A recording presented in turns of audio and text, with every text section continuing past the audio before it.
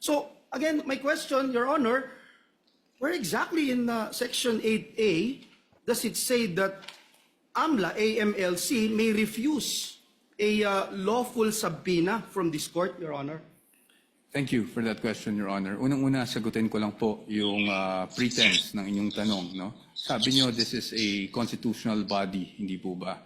And as we all know, there is an old legal maxim that the spring cannot rise over the source. No? Ibig sabihin po nun, while the impeachment court is a constitutional creation, it cannot go up over and above the Constitution itself.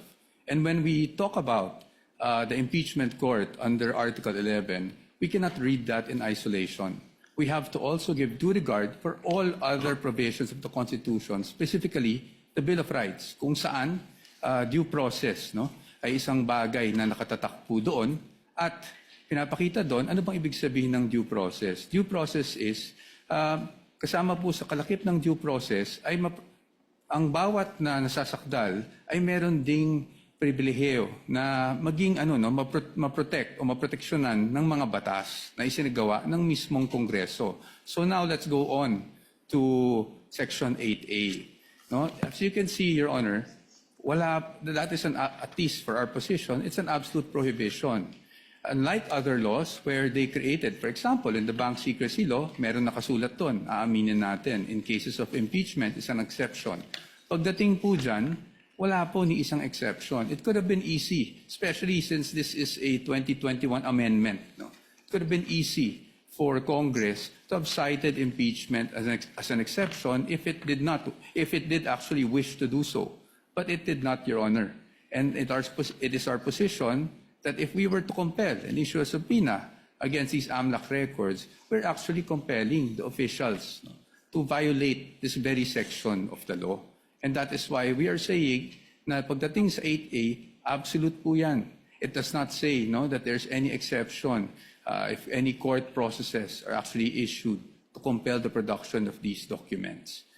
Precisely because ang nasa loob po kasi ng mga records ng AMLAC are intelligence. No? And that's why it's confidential. And once AMLAC determines that they find out that certain transactions are subject to money laundering or should be actually filed in court, the end result is the complaint itself and not the raw data. And that is why, Your Honors, as to the raw data or the information that they receive, yan po ay strictly confidential under 8A. Thank you for that. Again, I would like to put on record that I was trying to look at that particular section 8A, and I don't see anything that says this court would not have any prerogative as to whether or not we can subpoena bank records. But let me move forward. Perhaps this could be my last question, Your Honor, Mr. Presiding Officer. The Constitution recognizes two equally important principles: confidentiality on one hand, and the freedom of information, which promotes transparency and public accountability on the other.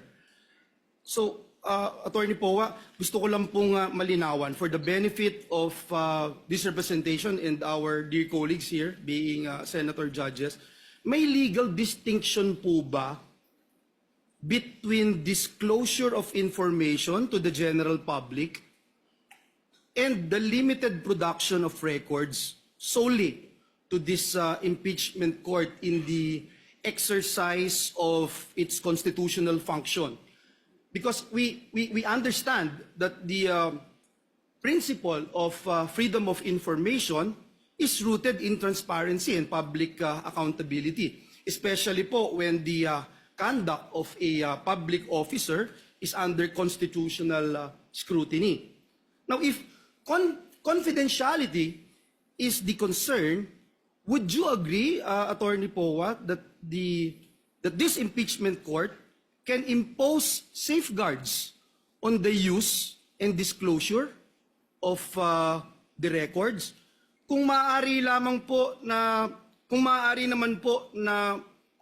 magpatupad ang impeachment court ng sapat po na safeguards upang mapanatili ang confidentiality ng mga records, bakit po dapat maging hadlang ang confidentiality sa isang impeachment court upang suriin ang mga impormasyon na maaari nga pong may kinalaman sa mga isyung nararapat nitong resolbahin bilang isang impeachment court? Para sa atin po, no, kung ano man pong hakbang ang pwede o hindi pwedeng gawin ng isang impeachment court tulad ng nasa harap natin na ngayon, it must be confined to the limits imposed by the Constitution and the laws. No? So kahit sabihin po natin, we are not against transparency. I just want to make that clear, Your Honors. We are not against accountability. But again, as I've mentioned last week, hindi naman porket po that we are all looking for accountability ay transparency, ay isasantabi na lang po natin kung ano ang mga karapatan, hindi lang para sa impeachable officer, pero para kahit sinong Pilipino na nakasaad sa batas, including absolute confidentiality in terms of AMLAC reports, which we are pointing to. So para po sa atin, nakikita ko yung punto po ng ating hukom, no, na paano kung mag-impose na lang tayo ng certain conditions. However, Your Honors, those certain conditions may be allowed for other records, pero pagdating sa AMLAC po, absolute po kasi yung prohibition.